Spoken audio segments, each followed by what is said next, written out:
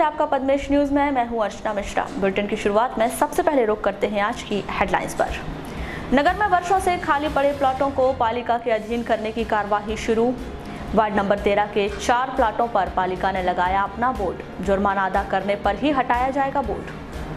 Plot का सही रखरखाव करने और बाउंड्री वॉल बनाने का देना होगा एफिडेविट।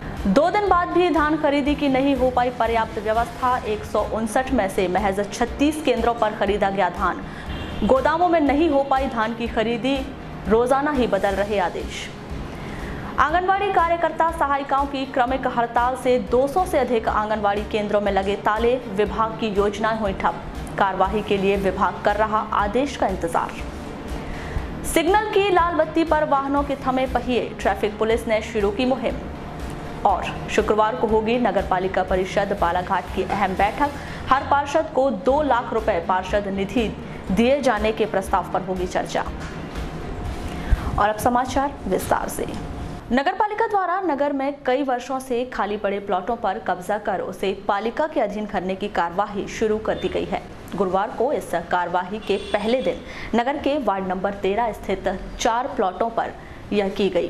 पार्षद सिद्धार्थ शेंडे की उपस्थिति में की गई कार्यवाही के दौरान उन 4 प्लॉटों पर नगर पालिका द्वारा अपने कब्जे के बोर्ड लगा दिए गए हैं। इस संबंध में पार्षद सिद्धार्थ शेंडे ने बताया कि वर्षों से खाली पड़े प्लॉट पर दलदल बन गई थी, जिससे पड़ोसियों को परेशानी हो रही थी। देखिए, बालाघाट नगर पालिका में ऐसे बहुत सारे स्थान हैं जहाँ पर लोगों ने प्लाट का क्रय विक्रय किया है, लेकिन क्रय विक्रय करने के बाद में उस प्लाट पर उन लोगों ने ऐसा कोई कार्य नहीं किया है जिससे प्लाट संरक्षित हो सके। फलस्वरूप लोगों के घरों से निकलने वाला गंदा पानी जो है उन प्लाट्स में जमा हो रहा है। इसके परिणाम स्वरूप ये हो रहा है कि वह गंदगी का आलम आप देख रहे हैं, जैसा कि गंदगी बहुत तेज़ी से फैल रही है। इससे लोगों को बीमारियों का खतरा बना हुआ है। इसके साथ ही शहर में जो सूअर घूमते रहते हैं, वो सूअर भी ऐसे गहरे पानी में जाकर मर जाते हैं, जिससे उनकी गंध से पूरा जो मोहल्ला रहता है वो परेशान रहता है और उससे भी बहुत ज़्यादा बीमारियों का खतरा रहता है। अंत में फिर हम लोगों ने नगर पालिका में ये नियम पास किया कि जो भी लोग अपने प्लाट के खाली प्लाट में बाउंड्री नहीं बनाते हैं और अपने प्लाट को खुला छोड़ देते हैं और उनके प्लाट में जल भराव जैसी स्थिति हो रही है, गंदा पानी जमा हो रहा है, तो ऐसे समस्त प्लाटों को नगर पालिका के अधीन किया जाएगा। और इसी की शुरुआत करते हुए आज वार्ड क्रमांक 13 में हमने 4 स्थानों पर जहाँ बहुत ज़्यादा गंदगी का आलम रहता है, खुले प्लाट है, बहुत ज़्यादा गंदा पानी भरा रहता है और बीमारियाँ फैल रही है, सूअर मर रहे हैं, ऐसे 4 स्थानों पर प्लाट्स में हम लोगों ने नगर पालिका की संपत्ति के बोर्ड गाड़े हैं और अब ये जो संपत्ति है ये नगर पालिका के अधीन मानी जाएगी। वहीं लोगों ने भी नगर पालिका की इस कार्यवाही की सराहना की है। उषा मिश्रा, वार्ड नंबर 13 के निवासी है। ये बहुत अच्छी है नगर पालिका की कार्रवाई, ऐसा होना चाहिए। इससे लोगों में डर रहेगा और अपने अपने प्लाट की लोग सुरक्षा करेंगे। तो अभी क्या समस्या जारी है? जैसे प्लाटों में जैसे पानी भरा हुआ है, जल भरा, गंदगी पानी में प्लाट में पानी भरे रहने के कारण बीमारियां फैलती है, लोग बीमार रहते हैं, जिससे मच्छर ज़्यादा उत्पन्न होते हैं। इससे यानी वे छोटे छोटे बाल बच्चे सब बीमार रहते हैं, लोगों के आपस में लड़ाई झगड़ा होता पानी के मारे। इसलिए ये जो नगर पालिका ने उचित कार्यवाही की है वो ठीक की है। आतिश उमनेकर। आतिश जी, कब से रह रहे हैं यहाँ पे आप? करीबन 15-16 साल। अच्छा, ये बताइए, जैसे खाली प्लाटों में जो पानी जो भरा हुआ है, क्या समस्या जा रही थी इसमें? इससे जैसे मान के चलिए जो बिल्डिंग है, इनके यहाँ जैसे भी किराए वाले हैं, इनके यहाँ का जो भी यूजेबल पानी है वो यहाँ आके डंप होता था। अब डंप होता तो यूजेबल पानी तो और ज़्यादा बदबूदार रहता है, साफ पानी तो है नहीं। अब आप ही देख लीजिए, पानी ऐसा लगता है कि पूरा हरा हरा दिख रहा है, पूरा ऐसा जहरीला टाइप का, और गंदगी इतनी। यहाँ सूअर आती है, सूअर के बच्चे मर जाते हैं, बदबू आती है।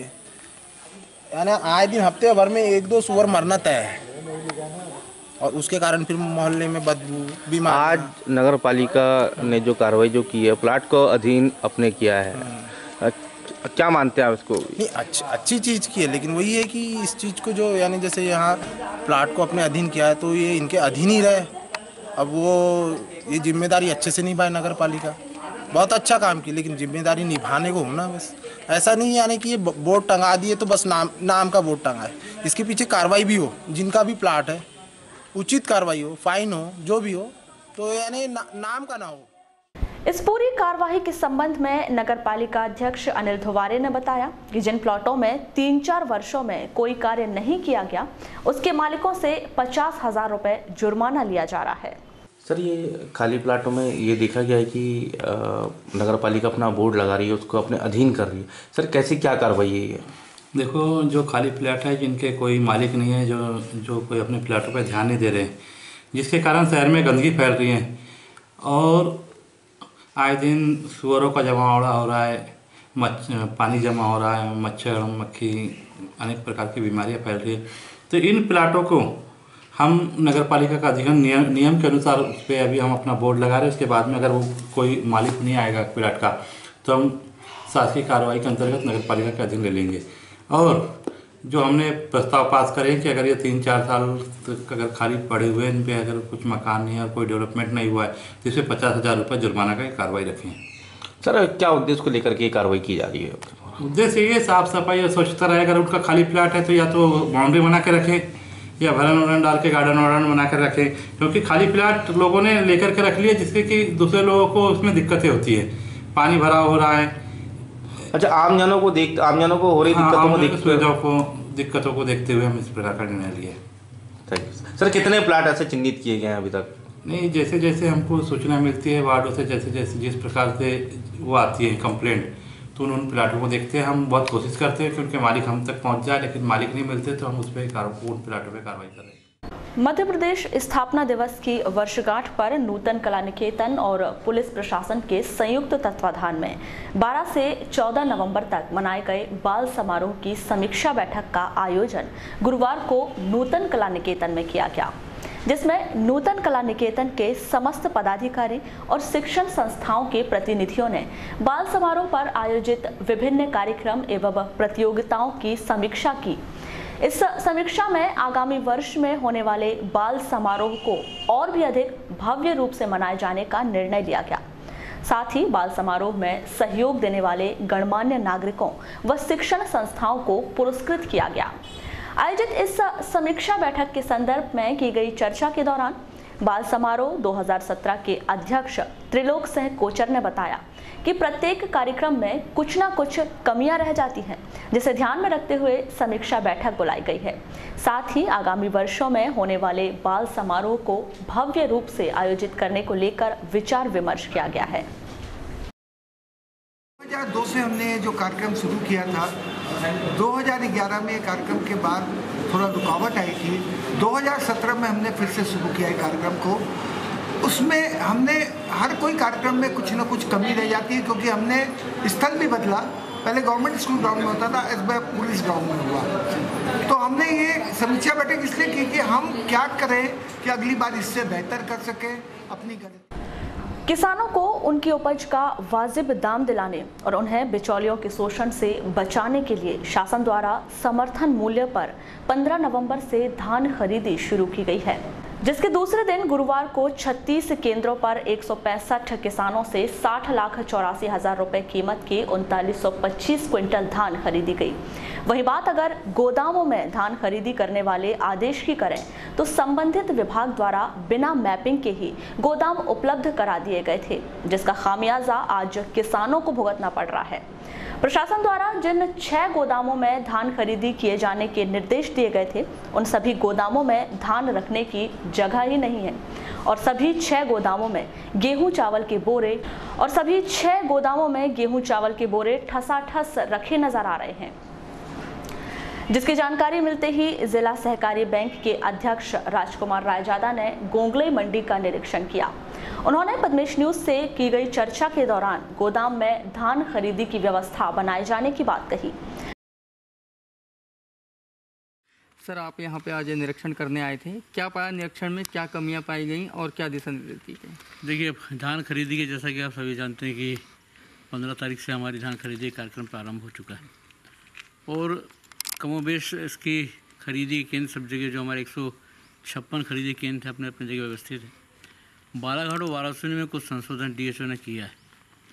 उसमें उनने जहां हमने पिछले साल ख़रीदा था FCI गोडाउन, वहीं ख़रीदने का नवेगा तुम्हारे सेवा सहकारी समिति बालाघाट और कुम्हारी को मतलब जरेरा को यहाँ का स्थान दिया और यहाँ हमारा पूरा स्टाफ बहुत सेटिस्फाइड इसलिए है कि एक बड़ा सिक्योर क्षेत्र है यहाँ पर और बड़े ढंग से यहाँ पर खरीदी हो पाती है। ये अलग बात है कि अभी यहाँ पे गेहूँ भरा होने के कारण हम लोगों को दिक्कत जा सकती है, लेकिन जैसा कि यहाँ के प्रभारी पटले जी से मेरी बात हुई है, उन्हें कहना कि हमारे पास जो सामने प्लेटफॉर्म पड़ा हुआ, पर्ची पड़ी हुई है, तात्कालिक व्यवस्था के लिए आपको पूरी पर्ची रखने की व्यवस्था में दी जाएगी। और इसलिए मैं भी संतुष्ट हूँ कि कम से कम एक सुरक्षित जगह यदि किसानों का हम धान खरीदेंगे तो उनके धान की चोरी नहीं होगी, ठीक से उसकी नाप तोल हो सकेगा, ठीक से उनका रख रखाव हो सकेगा। जैसे कि देखा जाए कि अब ब्लैक फ्लैक्स वगैरह भी नहीं दिख रहे, कांटा तौल भी नहीं है, फिर आज जैसे अगर कोई किसान आता है, जैसे किसी किसान ने धान रख के गया है तो वो कैसे? मैं आपसे सहमत हूँ कि हमारा को जो खरीदी का जो सेवा सहकारी समिति है, हमारा केंद्र मंडी में हमने प्रारंभ किया था कल जी। वहीं इस मामले पर की गई चर्चा के दौरान जिला सहकारी बैंक के महाप्रबंधक PS धनवाल ने बताया कि किसानों द्वारा गोदाम में धान बेचे जाने का विरोध किया जा रहा है, जिसके चलते विगत वर्ष की तरह ही उपार्जन केंद्रों में धान खरीदी की योजना चल रही है। आज धान खरीदी का दूसरा दिन था, कितनी खरीदी हो पाई और किस प्रकार की व्यवस्था बनाई गई है? अभी तक 159 उपार्जन केंद्रों में से 33 केंद्रों पर 211 मीट्रिक टन की खरीदी हो चुकी है। और किस प्रकार की व्यवस्था बनाई गई? जैसे कल कुछ चेंज किए गए थे? नहीं, वो जो सेंटर जहां वेयर हाउस में खरीदने का निर्णय लिया गया था, लगभग 23 सेंटर पे वेयर हाउस में खरीदने का इस वर्ष निर्देश थे। उसमें जो मेरी जानकारी है वहाँ पर कृषक लोग इस बात का विरोध कर रहे हैं, चूँकि आज कलेक्टर महोदय जिला मुख्यालय पर नहीं है, कहीं प्रवास पर हैं। उनके आने के बाद ही इस संबंध में निर्णय लिया जाएगा कि वहाँ पर खरीदी की जाना है या वो जो विगत वर्ष के उपार्जन केंद्र वहाँ पर खरीदी की जाना है। गोदामों में जैसे कि सर अभी धान पहले से भरा हुआ है, उनके लिए फिर कैसे होगी खरीदी इनमें? एक्चुअल में भंडारण जो एजेंसी है वो नागरिक आपूर्ति निगम है, उनके द्वारा मतलब मेरी समझ के अनुसार तो उनके द्वारा उन्हीं गोदाम में मैपिंग कराई होगी जहाँ पर गोदाम खाली होगी। अब इसके बाद में यदि वहाँ पर अभी जगह नहीं है, स्थान नहीं है, तो उनकी जो रणनीति योजना है वो नागरिक आपूर्ति निगम बेहतर तरीके से बता सकेंगे। इस पूरे मामले में दूरभाष पर की गई चर्चा के दौरान जिला खाद्य आपूर्ति अधिकारी गोविंद दुबे ने बताया कि गोदामों में जगह बनाकर धान खरीदी की व्यवस्था कर दी जाएगी। महिला एवं बाल विकास अंतर्गत संचालित शहरी और ग्रामीण परियोजनाओं के तहत आने वाली जिले की करीब 200 आंगनवाड़ी केंद्रों में ताले लग चुके हैं, जिसने विभाग की चिंता बढ़ा रखी है। वहीं इन आंगनवाड़ी केंद्रों के माध्यम से संचालित तमाम योजनाओं पर भी विराम लग चुका है। आपको बता दें कि प्रदेश स्तर पर आंगनवाड़ी कार्यकर्ता एवं सहायिकाओं ने अपनी विभिन्न मांगों को लेकर सरकार के खिलाफ मोर्चा खोलते हुए अनिश्चितकालीन हड़ताल की जा रही है, जिसका असर जिले में भी नजर आ रहा है।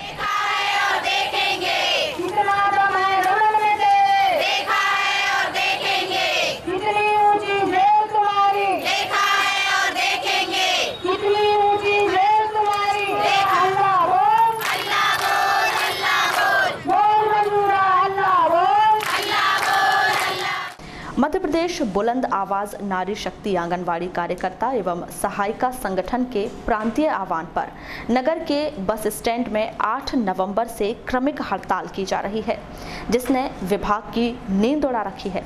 हालांकि विभाग द्वारा इस हड़ताल के संबंध में वरिष्ठ अधिकारियों को अवगत कराया जा चुका है।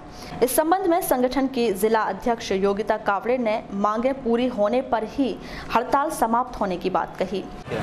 हमारी प्रमुख मांगे है कि सबसे पहले हमें नियमितीकरण किया जाए और दूसरा है कि हमें सरकारी कर्मचारी का दर्जा दिया जाए।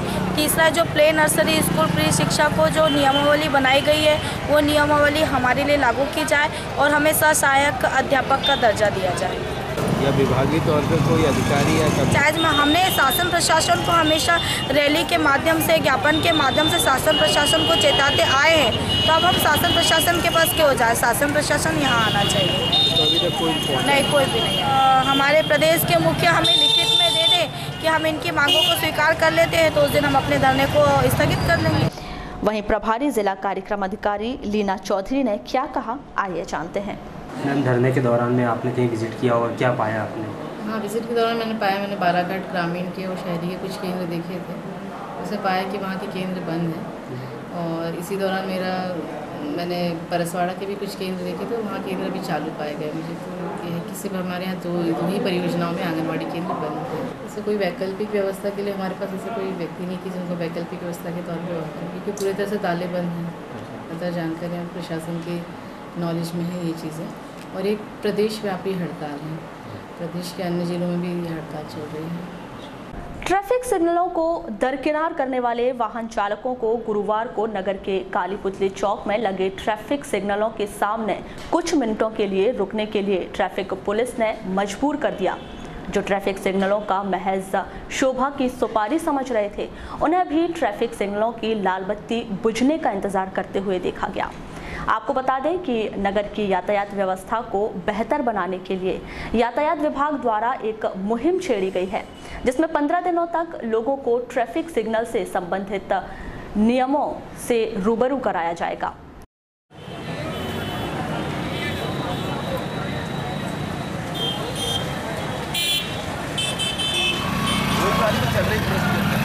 चालू हो गया, लाल पे रुकना है, जाना है।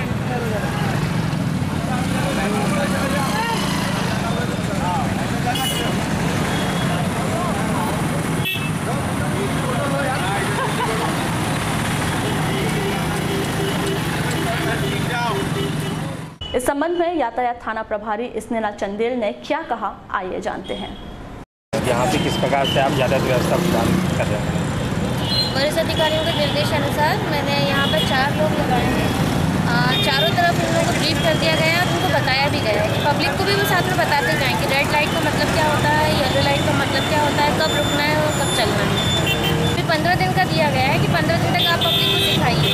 गाँव के लोग हैं, उन्हें समझाने में बहुत ज़्यादा तकलीफ होती है। तो ये लाल लाइट होगी, यहीं रुकना है आपको, हरी है तो आपको चलना है, ये एरो जो बना है आपको इसी साइड जाना है। तब पब्लिक के लिए तो नई चीज़ है, जो गांव के व्यक्ति हैं उन्हें समझाने में थोड़ी तकलीफ है, बट वो भी सीख जाएंगे। बालाघाट नगर पालिका परिषद की महत्वपूर्ण बैठक 17 नवंबर को आयोजित की जा रही है। इस सम्मेलन में 6 प्रस्तावों पर चर्चा की जाएगी। सबसे महत्वपूर्ण बात यह है कि इस बैठक में परिषद की विषय सूची में दूसरे नंबर पर एक प्रस्ताव रखा गया है, जिसमें हर वर्ष प्रत्येक वार्डों के लिए 2 लाख रुपए पार्षद निधि से वार्डों की आवश्यकता के अनुसार कार्य कराने का प्रस्ताव शामिल है। यानी सांसद निधि और विधायक निधि की तर्ज पर हर पार्षद को हर वर्ष अपने वार्ड में निर्माण कार्य के लिए 2 लाख रुपए की निधि स्वीकृति की जाएगी। इस पार्षद निधि संबंधी प्रस्ताव के संबंध में नगर पालिका अध्यक्ष अनिल धुवारे ने कहा कि छोटे छोटे कार्यों के लिए यह पार्षद निधि का प्रस्ताव है, जिसे स्वीकृति के बाद लागू किया जाएगा। की बैठक है, क्या क्या मुद्दे रखे जाएंगे वहाँ पर? नहीं, परिषद की बैठक हर माह होती है और इस बार तो अपने पार्षदों की जैसे विधायक निधि होती है, सांसद निधि होती है, वैसे पार्षदों की पार्षद निधि निर्धारित करेंगे। कई छोटे छोटे जो काम रहते हैं तो वो अपने निधि से लिख करके यहाँ पे दे देंगे, तो हम उनकी निधि से करा देंगे। जैसे कहीं पे प्याऊ खोलना हो, या कहीं पे पेयजल योजना हो, कहीं पे टंकी लगाना हो, या कहीं पे कुर्सियाँ लगाना हो, या कहीं के उनके वार्ड के जो गार्डन होगा उसको डेवलप करना हो, तो ऐसे 2 लाख तक के काम वो अपने इससे करवा सकते हैं सबके साथ में। तो पार्षद निधि भी बनाई गई है? हाँ, इस प्रकार हमने पार्षद निधि बनाई है और इसको लागू भी कर देंगे। सर, ये भी देखा गया कि जैसे आपने एजेंडा में भी अपने इस बात का उल्लेख किया था, तो क्या उसी के अंतर्गत? हाँ, उसी के अंतर्गत हम ये सब काम कर रहे हैं कि पार्षद को भी अपनी स्वच्छता से कुछ कराने की अगर उसकी इच्छा होती होगी, 10-20-50 हज़ार का काम तो नगर पालिका से नहीं हो पाता मान लो, तो वो अपने हिसाब से वहाँ करा ले, क्योंकि कई छोटे छोटे कामों के लिए नगर पालिका में आए दिन दिक्कतों का भी सामना करना पड़ता है। तो मतलब ये कहा जा सकता है कि 2018 का तोहफा ही है पार्षद? हाँ, बिल्कुल। और सर, और क्या क्या मुद्दे रखे जाएंगे इसमें? और शहर विकास के इस पर चर्चा होगी, जितने भी शहर विकास के मुद्दे आएंगे उस पर हम चर्चा करेंगे। इस प्रस्ताव पर पार्षद छविराम नागेश्वर और संतोष जायसवाल ने खुशी जाहिर कर ऐसे प्रस्ताव की तारीफ की है। मैं छविराम नागेश्वर वार्ड नंबर 7 से पार्षद हूं और नगर पालिका परिषद में अपील समिति का सदस्य भी हूं। सम्मानीय हमारे जो पार्षद लोग थे उनके माध्यम से चुनाव हुआ था, जिसमें अपील समिति के सदस्य। सर, कल नगर परिषद की बैठक है जिसमें एक प्रस्ताव लिया जा रहा है कि पार्षद निधि बनाई जा रही है, प्रस्ताव लिया जा रहा है? अच्छा प्रस्ताव है ये, पार्षद निधि होना चाहिए नगर पालिका में। जैसे नगर निगमों में अगर एक्ट में देखोगे तो नगर निगम में 2 लाख का पार्षद निधि रहती है। पार्षद जहाँ चाहे वहाँ अपने पार्षद निधि का उपयोग कर सकता है। छोटे छोटे कामों में 10, 20, 50 हज़ार के कामों में पार्षद निधि की आवश्यकता पड़ती है। ऐसे ही प्रस्ताव हम शासन को भिजवा रहे हैं, एक प्रस्ताव पास करवा कर शासन को गौर करना चाहिए। हमारे मंत्री जी यहाँ पे, हमने मंत्री से भी मांग करेंगे क्या यह प्रस्ताव को शासन स्वीकृत करे और पूरे नगर पालिका, चूँकि बालाघाट नगर पालिका पूरे मध्य प्रदेश में स्वीकृत होना चाहिए पार्षद निधि नगर पालिका परिषदों में। अच्छा, तो ये फायदेमंद रहेगा मतलब बालाघाट पार्षदों के लिए तो फायदेमंद रहेंगे। छोटे छोटे काम पार्षद कराएंगे अपने हिसाब से। तो आप खुश हैं इस प्रस्ताव से? ठीक है ना, अच्छा प्रस्ताव है ये। सर, कल नगर परिषद की बैठक है, उसमें एक प्रस्ताव लिया जा रहा है कि पार्षद निधि का प्रस्ताव लिया जा रहा है। इस संबंध में आपका क्या कहना है? ये नगर पालिका के द्वारा बहुत अच्छी पहल है। कोई भी पार्षद अपना 2 लाख रुपए तक का काम अपनी निधि से कराया जा सकता है और जो भी छोटे मोटे काम हैं, छोटे काम हैं, ये सब हम लोग अब अपने हिसाब से करवा सकेंगे। यानी जो छोटी छोटी सुविधाएं लोगों को नहीं मिल पाती थी वो भी हम लोग अपने हिसाब से उनको मुहैया करा देंगे। सर, क्या कभी ऐसी पार्षद निधि बनी थी क्या एक्ट के तहत? नहीं, ये पहली बार शुरुआत हो रही है पर 2 लाख रुपए की पार्षद निधि मिल रही है। ये बहुत बड़ी बात है। इसके लिए मैं अध्यक्ष महोदय को बहुत बहुत धन्यवाद दूंगा कि जिन्होंने ये प्रस्ताव लाया है। वहीं कांग्रेसी पार्षद शफकत खान ने ऐसा प्रस्ताव 1999 में भी लाया गया था, जिस पर अमल नहीं हुआ। विकास कार्यों के लिए 2 लाख की राशि पार्षद निधि से दिया जाना तो ठीक है, लेकिन इसका बाजार में प्रावधान भी जरूरी है। 1999 से लेकर 2004 तक जो परिषद का गठन हुआ था, उस दौरान भी एक प्रस्ताव पास हुआ था पार्षद निधि का, जो 40,000 रुपये पार्षद निधि हर वार्ड में हर पार्षद को दी जाएगी। अमल आज तक नहीं हुआ। कल परिषद में ये भी प्रस्ताव आ रहा है। नगर पालिका अधिनियम में ऐसा कहीं उल्लेख नहीं है, कानूनी तौर पर ऐसा कुछ है नहीं कि होना चाहिए, मगर राजनीतिक तौर से और सामाजिक क्षेत्र के ओर ध्यान दें। और ये जो हो रहा है ये अच्छा कदम है, मगर इस पे अमल कितना होगा? बजट में प्रावधान है कि नहीं? 33 + 4 मनोनीत पार्षद 37 पार्षद का 74 लाख रुपया होता है एक साल में। बजट में जब तक प्रावधान होगा नहीं तो इस पे अमल कुछ नहीं होगा। प्रस्ताव तो पास हो जाएगा, प्रस्ताव पास होने की कोई बात नहीं है। मेन बजट में इसका उल्लेख होना चाहिए कि ये निधि का उल्लेख जो किया जा रहा है, इसको पार्षद अपने स्वेच्छा अनुसार वार्ड के कामों में खर्च कर सकते हैं। फिर भी जैसे देखा जा रहा है कि कई लोग की राय कि होना चाहिए। नहीं होना चाहिए, मैं भी बोल रहा हूँ ना। ये नवंबर चल रहा है, दिसंबर में सत्र खत्म, जनवरी टू दिसंबर हो गया है। अभी ये प्रस्ताव आएगा, 1 महीने में अमल थोड़ी होना है। प्रस्ताव को लाना है, जनवरी से लाइए ताकि साल भर उस पर अमल हो सके। जनजातीय कार्य विभाग बालाघाट द्वारा निकाली गई ऑनलाइन निविदा में शामिल 1 दर्जन से अधिक ठेकेदारों ने गुरुवार को विभाग के सहायक आयुक्त सुधांशु वर्मा को एक ज्ञापन सौंपा। इस ज्ञापन में निविदा कार्यवाही के दौरान व्यवधान उत्पन्न करने वाले पूर्व पार्षद अमित बैस पर कार्यवाही की मांग की गई है। इन ठेकेदारों ने बताया कि श्री बैस के संबंधित व्यक्ति को निविदा निरस्त होने पर वे पूरी निविदा प्रक्रिया को ही निरस्त कराने का दबाव बना रहे हैं, जो कि गलत है। सर, आपका नाम बताएं। हमारा नाम शशांक दुबे। कहाँ से हैं? बैयर से। यहाँ कैसे आना हुआ था? यहाँ पर वो 14 तारीख को टेंडर ट्रैवल डिपार्टमेंट के कुछ निर्माण कार्यों के टेंडर निकले थे, वो हम टेंडर प्रक्रिया में भाग लेने आए थे। क्या हुआ तो फिर? उस दिन टेंडर प्रक्रिया चल रही थी तो सब लोग बैठे हुए थे और जो टेंडर प्रक्रिया के लिए कमेटी गठित की गई है, जो कमेटी के सामने टेंडर प्रक्रिया कार्यक्रम चल रहा था, कार्य चल रहा था और उसमें डॉक्यूमेंट सबके चेक किए जा रहे थे। तो उसी से हम लोग यहाँ बैठे हुए थे, सब कोई समस्त ठेकेदार आए हुए थे। तो उसमें ये हुआ कि उसमें अमित बैस करके एक पेटी कॉन्ट्रैक्टर हैं, उनके द्वारा वहाँ पर भी डॉक्यूमेंट्स की जानकारी चाही गई थी और महोदय द्वारा उनको डॉक्यूमेंट्स चेक करने के लिए दिए भी गए, पर वो बार हर डॉक्यूमेंट्स को चेक करने का बोल रहे थे उनको, और कार्य वो शासकीय कार्य में व्यवधान उत्पन्न कर रहे थे वो। उस समय फिर महोदय एसी साहब द्वारा ये बोला गया कि आप अगर बहुत आपको सब कुछ की जानकारी चाहिए तो आप क्या सूचना के अधिकार की तरफ आवेदन लगाइए और उसमें फिर हम आपको पूरी जानकारी दे देंगे। और ऐसे टेंडर ऑनलाइन टेंडर हुए हैं, डायरेक्ट किसी को टेंडर दिए नहीं जाते। उस व्यक्ति के द्वारा बार ऑफिस में इसी प्रकार के गाली गुप्तार करके और टेंडर प्रक्रिया को राजनीतिक दबाव देके कैंसिल कराया जाता है। और हम ठेकेदारों की ये मांग है कि अगर ऐसी टेंडर प्रक्रिया कैंसिल होती रहेगी तो हम लोग 10-10, 20, 50-50 हज़ार के FDR बनाते हैं उसके लिए, और वो लैप्स हो जाते हैं हमारे, तो हम लोग उसको कहाँ से पूर्ति करेंगे। इस संबंध में सहायक आयुक्त सुधांशु वर्मा का कहना है कि निविदा खोलने की पूरी प्रक्रिया पारदर्शी हो रही है। यह सभी के सामने खोली गई है, इसीलिए स्थगित करने का कोई आधार नहीं बनता। सर, आज ठेकेदार द्वारा आपको ज्ञापन सौंपा गया है, उनकी मांग है कि जो ठेका प्रणाली है, टेंडर जो हुआ है उसको स्थगित ना किया जाए। नहीं, स्थगित करने का कोई आधार नहीं बनता है और इसमें जो भी निर्णय होगा समिति के द्वारा लिया जाएगा, क्योंकि टेंडर जो प्रक्रिया है वो डॉक्यूमेंट के आधार पे हो रही है और ये बिल्कुल पूरी तरह से पारदर्शी है, ऑनलाइन है। अगर किसी को किसी के दस्तावेज से कोई आपत्ति है तो वो उन्हीं दस्तावेजों को ऑनलाइन कभी भी देखा जा सकता है, वो ऑनलाइन हमेशा बने रहेंगे। और वो अगर किसी को कोई आपत्ति है तो बता सकता है कि ऑनलाइन फला ने ये दस्तावेज गलत सबमिट किया था। तो इसमें पूरी पारदर्शिता है, इसमें कोई इसलिए निरस्त करने का कोई आधार भी नहीं बन रहा है। इस मामले में जब पूर्व पार्षद अमित बैस से दूरभाष पर चर्चा की गई तो उन्होंने पूरे आरोपों को सिरे से खारिज करते हुए कहा कि उनका इससे कोई संबंध नहीं है, वह तो ठेकेदारों द्वारा समस्या बताए जाने पर वहां पहुंचे थे। उन्होंने पूरी टेंडर प्रक्रिया की जांच की मांग की है। नगरपालिका के अग्निशामक दल द्वारा 16 नवंबर को उत्कृष्ट विद्यालय के छात्र छात्राओं को अग्निशमन संबंधी प्रशिक्षण दिया गया। मैदान में दिए गए प्रशिक्षण के दौरान छात्र छात्राओं को बताया गया कि यदि कहीं अचानक आग लग जाए तो उस पर कैसे काबू पाया जा सकता है। पहले तो लेक्चर के माध्यम से, उसके बाद आपको प्रैक्टिकल डेमो, ठीक है। इस बीच में अगर किसी को भी कोई भी डाउट होगा, कोई भी क्वेश्चन पूछ सकता है।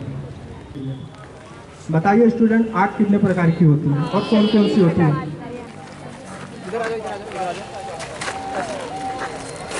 आग एक रासायनिक प्रक्रिया है जिसमें प्रकाश उत्सर्जित होता है और इसके लिए 3 चीज़ों की आवश्यकता होती है। ऑक्सीजन, ईंधन और जलने वाला जो पदार्थ है ताप। इसमें प्रकाश उत्सर्जित होता है और ताप भी। आग 5 प्रकार की होती है। Class A fire, class B fire. Class A fire में धातु की आग होती है। Class B fire diesel petrol अति ज्वलनशील गैसीय पदार्थों की आग। क्लास C फायर C में होती है गैस प्रकार, B में होती है अति ज्वलनशील पदार्थ डीजल पेट्रोल केरोसिन। उत्कृष्ट विद्यालय के सुरक्षा शिक्षक BS चौधरी ने इस संबंध में आवश्यक जानकारी दी। मेरा नाम भगवान सिंह चौधरी, मैं उत्कृष्ट विद्यालय बालाघाट में सुरक्षा शिक्षक हूँ। सर, आज ये जो कार्यक्रम जो करवाया जा रहा है, सुरक्षा संबंधी जानकारी दी जा रही है नगर पालिका द्वारा, किस तरह हो रही है? हमारे प्राचार्य श्री RK लटायरे साहब की देखरेख में व्यवसाय शिक्षा के अंतर्गत यहाँ सुरक्षा शिक्षा और IT की शिक्षा दी जाती है, इसमें प्रैक्टिकल भी दिए जाते हैं और नगर पालिका द्वारा आकर यहाँ डेमो भी दिया जाता है कि फायर को किस तरह बुझाया जाता है, फायर उपकरण को किस तरह इस्तेमाल किया जाता है, फायर उपकरण के नामों के बारे में बताया जाता है। अभी क्या जानकारी दी जा रही है बच्चों को? अभी फायर उपकरण के बारे में नाम बताए गए, उनका इस्तेमाल किस तरह किए जाते हैं, अधिक धुआं और अधिक धूल होने पर किस तरह इस्तेमाल करना है। इसमें ऑक्सीजन सिलेंडर भी होता है, ऑक्सीजन सिलेंडर को पहन के आग बुझाने में जाना है और सबसे पहले जान माल की रक्षा करना, उसके बाद आग बुझाने का कार्य करना है। इसके बारे में अग्निशमन दल के जो कर्मचारी अग्निशमन दल के कर्मचारियों ने इसके बारे में सभी विद्यार्थियों को बताया। कक्षा 9वीं से 12वीं तक इस तरह की शिक्षा दी जाती है और प्रत्येक कक्षा में 25 से लेकर 40 विद्यार्थी पढ़ते हैं। उकवा क्षेत्र के जंगल में वन अमले ने दबिश देकर 7 लोगों को वन्य प्राणी जंगली सुअर का शिकार करते रंगे हाथों पकड़ा। मुखबिर की खबर पर की गई इस कार्रवाई के दौरान 7 लोगों से काफी औजार भी जब्त किए गए। इन आरोपियों को शुक्रवार को अदालत में पेश किया जाएगा। जनपद पंचायत बालाघाट के अंतर्गत आने वाले ग्राम पंचायत कुकड़ा में सरपंच राजकुमार मरकाम के विरुद्ध उप सरपंच और पंचों द्वारा अविश्वास प्रस्ताव लाया गया। इस पर बुधवार को पंचायत में मतदान हुआ, लेकिन गुरुवार तक इस अविश्वास प्रस्ताव पर कोई फैसला नहीं आने से ग्राम के उप सरपंच और अनेक पंच जिला मुख्यालय पहुंचे। इस संबंध में ग्राम पंचायत कुकड़ा की उप सरपंच श्रीमती मंगेश्वरी सोनवाने ने बताया कि इस अविश्वास प्रस्ताव पर 15 वोट सरपंच के खिलाफ पड़े, लेकिन अभी तक कोई फैसला नहीं लिया गया। आपका नाम बताएं। मेरा नाम मंगेश्वरी सोनवान है। क्या है आप? मैं उप सरपंच हूँ कुकड़ा पंचायत में। कुकड़ा पंचायत। मैडम, आज आप लोग यहाँ पे आए थे एसडीएम साहब के पास में, क्यों आए थे, किस वजह? हम लोग एसडीएम के पास इसलिए आए थे, कल हमारे घर निर्वाचन यानी अविश्वास के लिए निर्वाचन किया गया। उसमें हम लोगों के 15 मत आए और एसडीएम सदस्य के पास ये डिस्कस करना था कि फैसला, अंतिम फैसला शायद एसडीएम के ऊपर ही है, तो वो डिसाइड करेंगे कि सरपंच के ऊपर अगली कार्रवाई कौन सी की जाएगी, या हटाया जाएगा या फिर उन्हें। अच्छा, क्यों उनके खिलाफ में आपने अविश्वास प्रस्ताव पारित? वो इसलिए किया गया क्योंकि कि सरपंच हमेशा अपनी मनमानी करते हैं, या कोई भी प्रस्ताव पारित करना है तो वो स्वयं कर लेते हैं अपने स्वयं डिसीजन पे, और कोई भी काम करवाना है तो वो पंचों के बिना मत के काम चालू कर देते हैं। संतुष्ट नहीं थे। इसकी शिकायत कहाँ किए थे आपने? इसकी शिकायत हमने बहुत सारी जगह किए थे, पहले भी जन सुनवाई में भी दिए थे। तो जन सुनवाई में कलेक्टर साहब ने बोले कि आप अगर अविश्वास करना चाहते हैं इनके प्रति, क्योंकि सभी लोग संतुष्ट नहीं थे सरपंच साहब से। कितने पंच लोग थे? हम लोग पूरे 19 पंच लोग हैं, जिसमें 18 हमारे पक्ष में थे। तो क्या कहा? तो सर, जैसे कल निर्वाचन हुआ अविश्वास प्रस्ताव के लिए, तो कल क्या उन्होंने परिणाम नहीं बताया क्या? उन्होंने परिणाम तुरंत घोषित नहीं किए, क्योंकि लास्ट डिसीजन एसडीएम साहब ही कर सकते हैं, तो ये फैसला उन्हीं के ऊपर छोड़ा गया। तो क्या लगता है जीत? हमें ये लगता है कि जीत हम ही जाएंगे, जैसे कि 15 वोटिंग हुई है और 16 की उपस्थिति थी, सरपंच भी वहाँ उपस्थित थे, लेकिन उन्होंने साइन नहीं की, उनकी उपस्थिति मान्य नहीं की जाएगी। वहीं बुधवार को यह अविश्वास प्रस्ताव के तहत प्रक्रिया पूरी कराने पहुंचे खंड पंचायत अधिकारी शेख रिजवान ने बताया कि इस पूरी प्रक्रिया को प्रोसीडिंग लिखकर एसडीएम को भेज रहे हैं। प्राधिकृत अधिकारी एसडीएम ही इसमें फैसला देंगे। मेरा परिचय शेख फारूक रिजवान, खंड पंचायत अधिकारी। सर, ग्राम पंचायत कुकड़ा में अविश्वास प्रस्ताव लाने के लिए पंचों द्वारा मतदान किया गया था जी। क्या वजह से मतदान किया गया था और क्या वजह लगती है? उनकी वजह यही थी, जैसे कि उन लोगों ने बताया कि सरपंच साहब ने अपना विश्वास खो दिया है। सरपंच ने भी कहा कि मेरे से तो ऐसी कोई गलती नहीं हुई है, फिर भी क्या मालूम कौन सा ऐसा मेरे से ये हो गई कि मेरे पंचों ने मेरा साथ या मुझ पे विश्वास नहीं कर रहे। क्या प्रक्रिया हुई वहाँ पे? अभी प्रक्रिया ये हुई कि सभी के लोगों का आए, उनसे अपना क्या वो उपस्थिति में दस्तखत ली गई, फिर उसका मतदान कराया गया, और मतदान के बाद अपना क्या बोलते वहीं पर मतों की गिनती हुई, और मतों की गिनती के बाद प्रोसीडिंग लिखकर अब एसडीएम साहब के यहाँ भेज रहे हैं, वहाँ से ही अपना क्या बोलते हैं आदेश जारी हो। तो क्या लगता है, क्या संभावना लगाई जा रही है? संभावना अब एसडीएम साहब हैं, हम अब कार्रवाई भेज दे रहे हैं, जो भी वहाँ से आदेश होगा, क्योंकि वित्त प्राधिकारी अनुभागीय अधिकारी तो वहाँ से, और सामने दूसरे पक्ष को अपील करने का अधिकार है। 30 दिन के भीतर कलेक्टर साहब के अपील कर सकते हैं। आदिवासी वीर शहीद बिरसा मुंडा की 142वीं जयंती के अवसर पर पायली के गोंडी टोला में मेले का आयोजन किया गया। ग्राम के वरिष्ठ नागरिक और पूर्व जनपद उपाध्यक्ष बब्बू पटेल की प्रमुख उपस्थिति में आयोजित इस मेले में विधायक मधु भगत भी पहुंचे। वहां उनका भव्य स्वागत किया गया।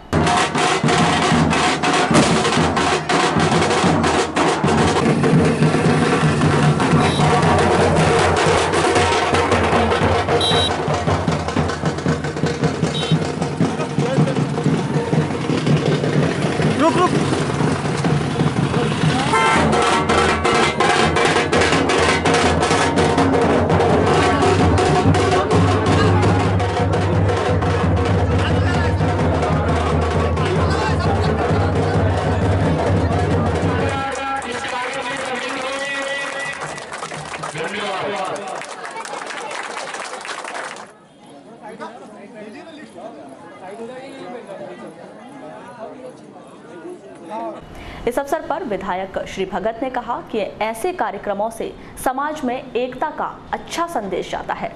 आज ग्राम पायली में आज ये समझ लीजिए कि आज एक बहुत हर्ष का दिन है, बहुत उत्सुकता भरा दिन है, त्यौहार भरा दिन है। आज बिरसा मुंडा की जयंती मनाई जा रही है।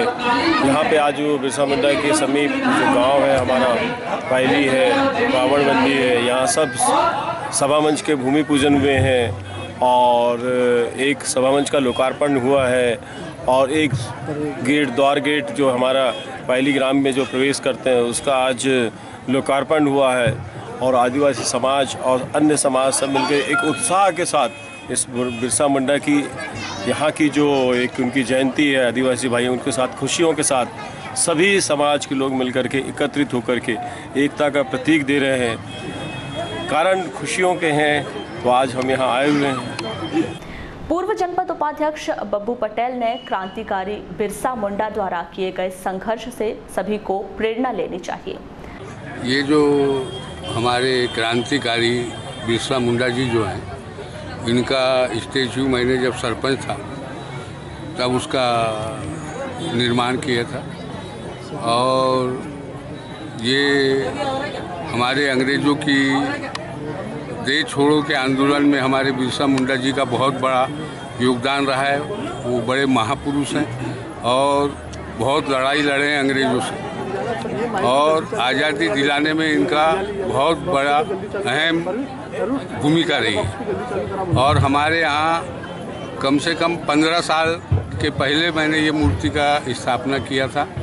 पायली में ज्योतिबा फुले जी का किया था और स्कूल के सामने शहीद भगत सिंह आजम जी का मूर्ति का स्थापना किया था और वहाँ चौक के ऊपर बाबा साहब आम्बेडकर का मूर्ति का निर्माण किया था जब मैं सरपंच था।